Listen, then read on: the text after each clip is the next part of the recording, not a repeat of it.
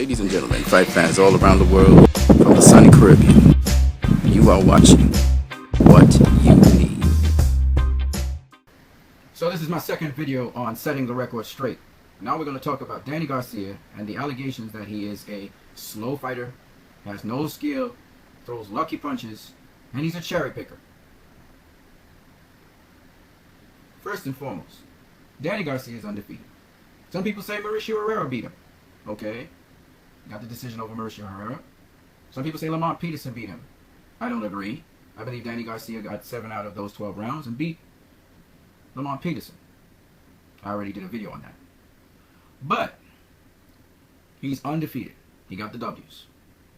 Now let's start off with the allegations that he's slow and that he's really lucky with his punches and that he can't box and he gets hit very easily. Now, from what people are saying, he has problems with boxers who can jab and move. Let's go into that, shall we? Now, Danny Garcia faced all kinds of opponents in his career. One of the opponents he faced was Ashley Theophane. Now, for those of you who are not aware of who Ashley Theophane is, do just type in Ashley Theophane on YouTube, and you will see some of his fights, and you can watch his fighting style. Ashley Theophane is an excellent boxer. In fact, his style is somewhat like Floyd Mayweather. He can outbox you, he can fight on the inside, and he can fight at mid-range. Very skilled fighter, okay, is Ashley Theophane. Danny Garcia fought that fighter, Ashley Theophane. He got a split decision win over Ashley Theophane, which tells me he can fight a guy that can jab, box, and move. Now, he fought Ashley Theophane in his 16th fight. Okay? Let's move on. Now, people say that he throws lucky punches. Well, let me answer that by simply saying, the level of opposition that Danny Garcia has beaten, you have to be more than just a lucky puncher and a guy who can throw power punches to beat these guys. And obviously he had to have boxing skill because he didn't knock these guys out.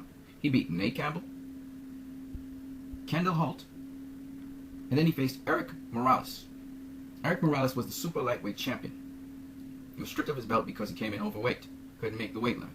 And Erik Morales, since the time of his 2 fights against Manny Pacquiao when he lost, and having those weight issues, trying to make weight in a sauna, decided he was never going to try and lose that extra weight just so that he could retain his belt. It was better if he win a fight than lose that extra weight and be weak in the fight. Fought Erik Morales. It was a great fight. And he beat Erik Morales by unanimous decision, but Erik Morales held his own. Won the WBC super lightweight title from him. And then he faced Amir Khan. Now everybody knows Amir Khan's a great boxer. Okay? Now people say that Danny Garcia, he was beaten up by Amir Khan. Amir Khan was winning the rounds, I'll give you that. The first 3 rounds he was winning the rounds. In fact, the first 2. He cut Danny Garcia over his eye, yes. But Danny Garcia, if you did watch that fight, had some decent defense. He was blocking a lot of punches Amir Khan threw at him. In fact, he was mixing the high guard with the shoulder defense. He actually shoulder rolls, Danny Garcia does. People say he hit Amir Khan with a lucky punch. There's no luck in that. Danny Garcia countered Amir Khan with a left hook. Danny Garcia lands a very, very powerful overhand right. Danny Garcia will counter you with the overhand right. He counters you with pull counters. He counters you with left hooks. Okay? Danny Garcia has good timing. He gets the timing down on you. Mixes his defense, blocks punches or slips punches, and then comes back with a counter. Danny Garcia is an excellent counter puncher. In fact, he's even more dangerous than Juan Manuel Marquez. People underestimate Danny Garcia's ability to counterpunch. He's actually a counterpuncher, and a damn fine one. But let's move on. Then they talk about Erik Morales. He rematched Erik Morales, and he knocked out Erik Morales. Yeah, knocked him out cold with a left hook. Again, it was in an exchange. Danny Garcia slipped the punch. He dipped under and threw an overhand left hook that caught Erik Morales and knocked him out cold. Okay? This is after he became the unified WBA WBC super lightweight champion. He went on to face Zav Judah. Now, this is not luck that he knocked down Judah in the 8th round. There's no luck involved in that. It's called timing. Counterpunching. And Danny Garcia is dangerous at a certain range. He's even more dangerous than Marquez because he can close the distance. And Danny Garcia uses what is called a slide action. He will slide into range on you, and you're not noticing it because he closes the distance so sneakily. Danny Garcia is very sneaky in how he does things. He lands body punches very sneakily. From the outside comes on the inside. Straight right to the spleen. Right hook to the spleen. Straight jab, right hook to the spleen. Straight right, a right lead to the body, left hook up top. Danny Garcia is very skilled at sliding in on his opponents. closing the distance on his opponents. So in the case of Zab Judah, that's what he did, and that's how he knocked down Zab Judah with the left hook. Zab Judah came back on strong later on in the fight, took the fight to Danny Garcia, and for the first time we saw a blueprint on how we could possibly see someone give Danny Garcia trouble. It started with Zab Judah. We move on. Lucas Martin Matisse was outboxed. Danny Garcia showing the shoulder roll. People didn't know that Danny Garcia had a shoulder roll. Not only that, but he also did the counter off the roll. He could roll with both shoulders as well. And people didn't realize Danny Garcia, while he's not the fastest guy in the world, has sweet timing. Danny Garcia has great timing. He'll throw a shot from way outside and loop it wide and catch you because he's timing you. He's not the fastest guy in the world, even though he's called swift. But he has great timing.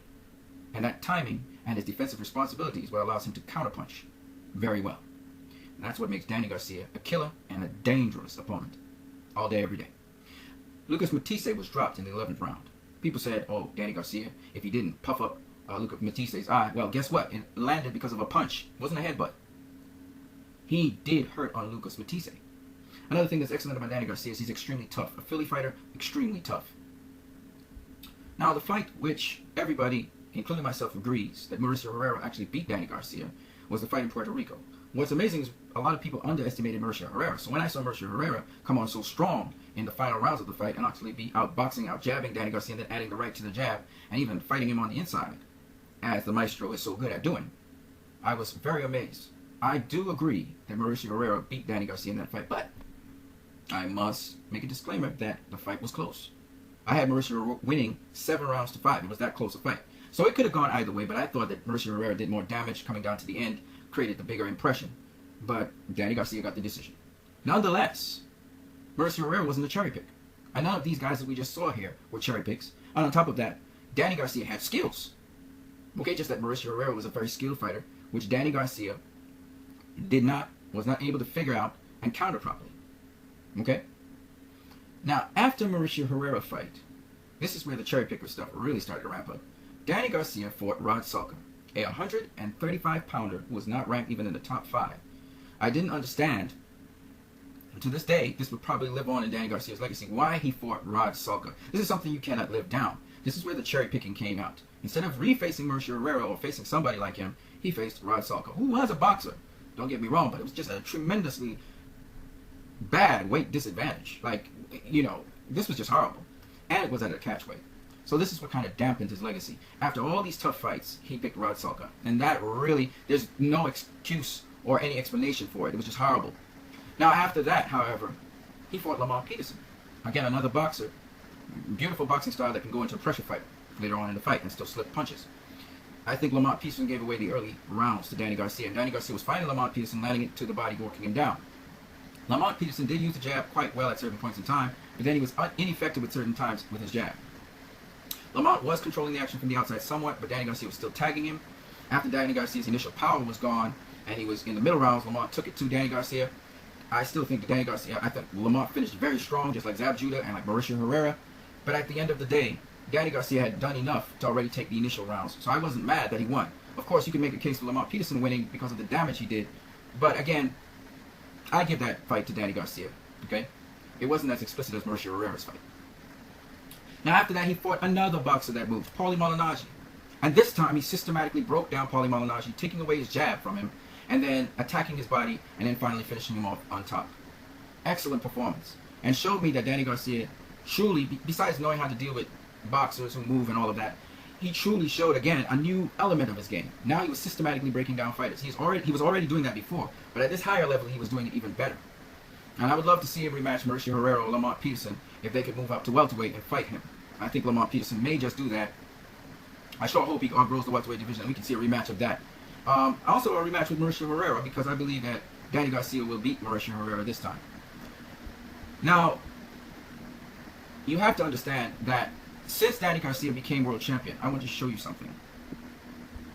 He's fought nothing but world championship fighters. Erik Morales was a former world champion. Amir Khan was a world champion. Zab Judah was a world champion. Lucas Matisse, he's fighting for a championship. He was always seen as the boogeyman in the division. You know, Zab Judah had to get past him. Devin Alexander had to get past him. Well, Danny Garcia got past him. Okay? Mauricio Herrera was a tough challenge for anybody. He's always outboxed everybody, including Ruslan Provodnikov, who he beat. And some fights, we know Mauricio Herrera had been, you know, got the decision against him. I wouldn't necessarily say a robbery all the time, even though I thought he was robbed by Benavidez. But the decision would go against him. The guy just couldn't get a break, and he's an excellent fighter. He should have been world champion a long time ago, okay? Especially against Danny Garcia. However, it's okay. He fought Mercer Herrera. Now, the only soft touch in this whole thing is Rod Salka. This is the blemish on his record. Not easily forgotten. This is where people call him cherry picker.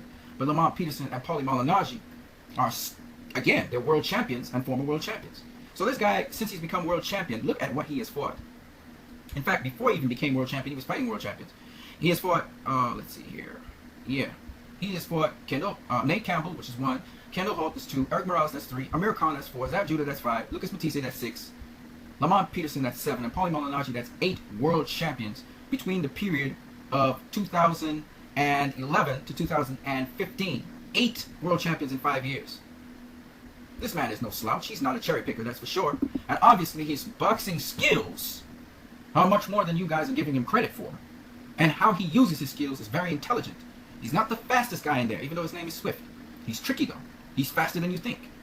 He can get you a lot quicker than you think. Obviously he has power, but he uses his power sensibly.